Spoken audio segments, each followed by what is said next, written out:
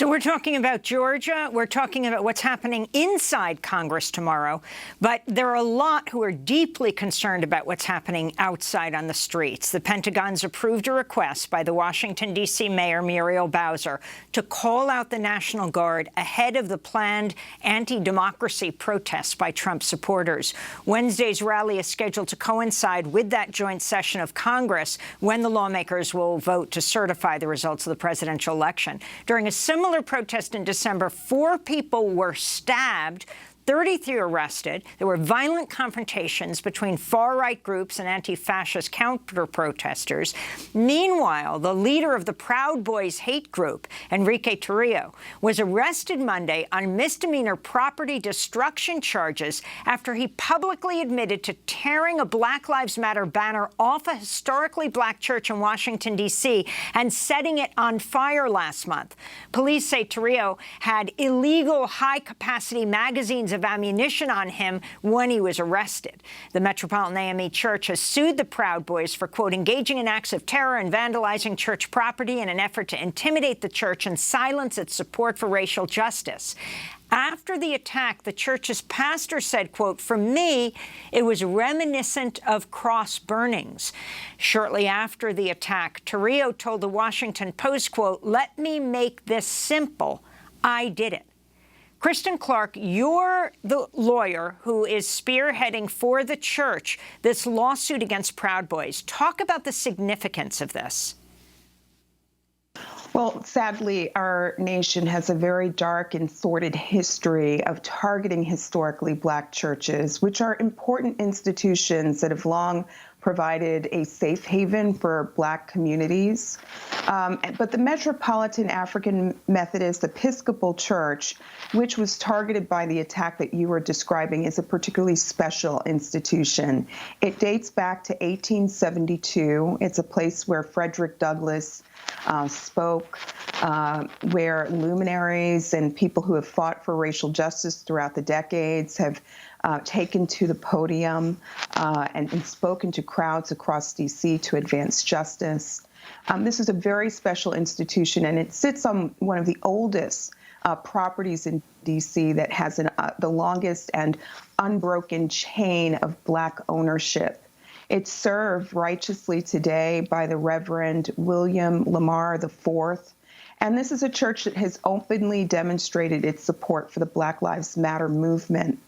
And on December 12th, members of the Proud Boys and other extremists ripped their sign down and targeted other churches. In one instance involving the Asbury Methodist Church, they ripped that sign down, poured accelerant on the banner, and burned it at night. And it was indeed a scene that really kind of harkened back to, the cross burnings of a bygone era.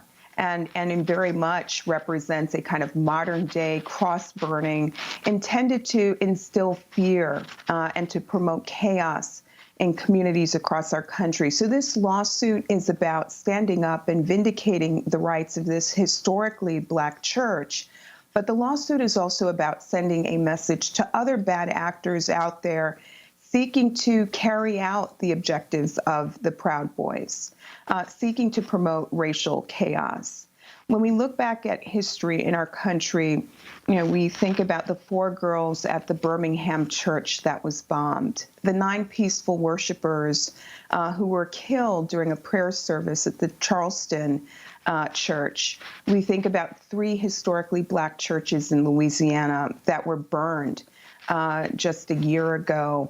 And this makes clear that there is kind of an unbroken chain of racial violence and a dark history when it comes to the targeting of black churches. And with this lawsuit, we are making clear that we will not allow the Proud Boys to carry out mob violence with impunity.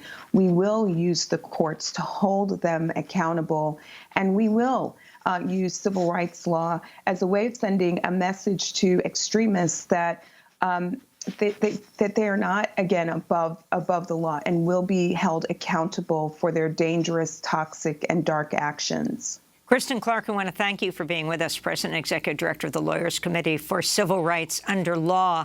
Juan, I think you have one more question, and before we lose Kristen, I want to make sure you get that in.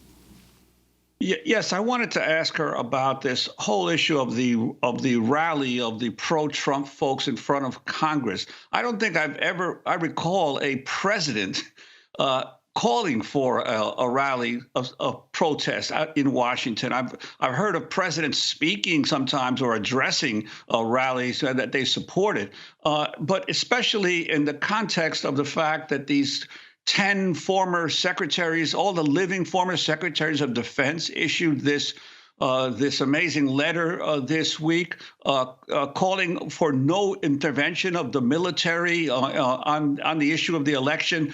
Do you have some concern about possible violence, not only by the right wing, but possibly by agent provocateurs who may pose as leftists or progressives trying to confront these right-wing folks to devolve into possible violence that no one is looking for?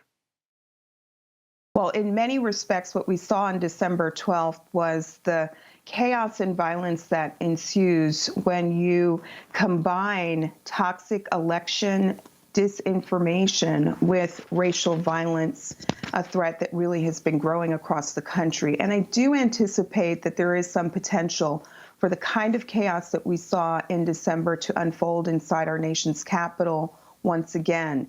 I'm glad that we're seeing D.C. leadership, both the mayor and the D.C. Attorney General, really taking bold and swift action to hold members of the Proud Boys accountable, to make clear that this is not a place where open carry is permitted. And I think that vigilance is required. And leadership is most certainly required at this moment. It really has been incredibly chaotic and unruly, with members of Congress, openly and brazenly planning to stage this faceless, kind of sham protest tomorrow in the halls of Congress. But I think for Americans at the end of the day, we know the tremendous barriers and hurdles that were crossed to register our voice at the ballot box amid the pandemic. There is nothing that will change the final and fair outcome of this election. And I'm confident that we will move forward as a democracy. Kristen Clarke, I want to thank you for being with us at the Lawyers Committee for Civil Rights Under Law. When we come back, we go to Georgia. Republican election officials there push back on Trump's desperate attempt to steal the election. But voting rights activists say this may be a falling out among thieves. We'll look at the purging of votes in Georgia up until this day. Stay with us.